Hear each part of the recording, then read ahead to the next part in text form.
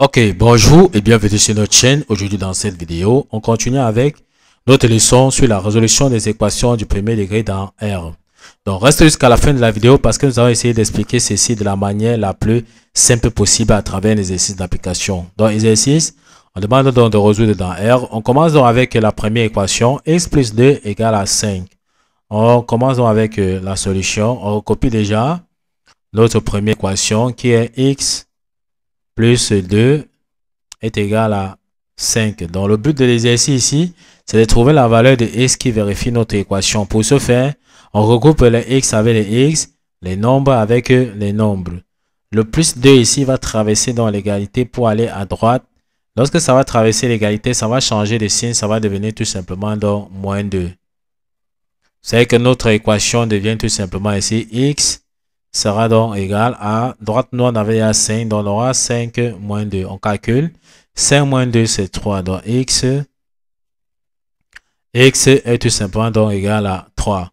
Voici dans la solution que nous venons comme ça rapidement de trouver. On peut donc passer à la vérification. Si on remplace ici x par 3, on aura bien 3 plus 2, ça va nous donner 5. Donc si on remplace x par 3, on aura donc 3 plus 2, on voit bien que ça nous donne 5.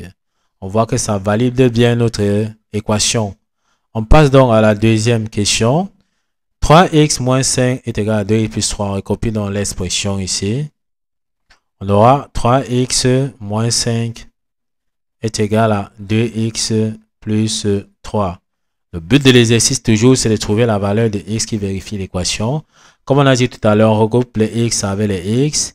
Les nombres avec les nombres. On va donc regrouper les x à gauche. Donc le 2x passe donc traverse l'égalité pour aller à gauche. Ça va changer de signe. Ça va devenir tout simplement donc moins 2x. Maintenant le moins 5 va traverser aussi l'égalité pour aller à droite. Ça va devenir plus 5.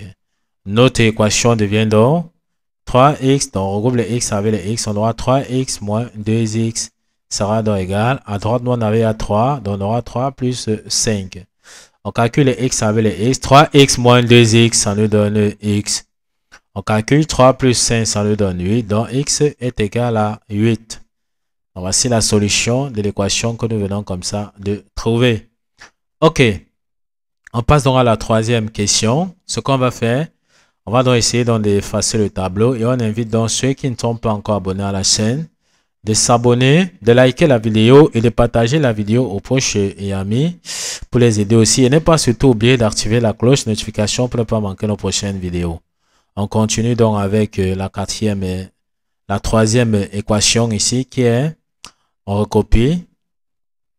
La troisième équation c'est 4x moins 3 est égal à 6x plus 5. Le but de l'exercice toujours, c'est de trouver la valeur de x qui vérifie dans nos équations. On va toujours regrouper les x avec les x, les nombres avec les nombres. Le 6x va donc passer à gauche. En traversant donc l'égalité, ça va donc changer de signe. Ça va devenir moins 6x.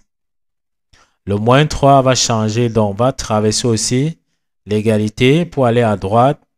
Lorsque ça va traverser l'égalité, ça va devenir tout simplement donc plus 3.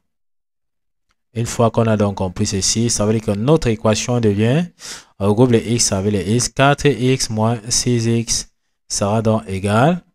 À droite, nous avons déjà 5, donc on aura 5 plus 3. On calcule donc 4x moins 6x, ça nous donne moins 2x. On aura donc moins 2x sera égal à 5 plus 3. 5 plus 3, c'est 8. On tire donc x, le nombre qui est collé, le coefficient de x ici, c'est moins 2. On divise donc tous les membres de notre équation par moins 2. On aura donc x sera donc égal à 8 divisé tout simplement donc par moins 2. Or, 8 divisé par moins 2, c'est tout simplement donc moins 4. Donc x est égal à moins 4. On peut donc tout simplement donc encadrer le résultat. Ok, on passe donc à la quatrième équation. On vous invite donc tout simplement de résoudre la quatrième équation, puis de laisser vos réponses en commentaire pour nous montrer que vous avez suivi la vidéo jusqu'à la fin et que vous avez compris la leçon du jour. Nous allons vérifier pour voir si vous avez donc donné la bonne réponse. Nous sommes donc arrivés au terme de cette vidéo. Ne manquez pas de vous abonner à la chaîne, de liker la vidéo, de partager la vidéo aux proches et amis et d'activer donc la cloche de notification pour ne plus manquer nos prochaines vidéos. Sur ce, à bientôt.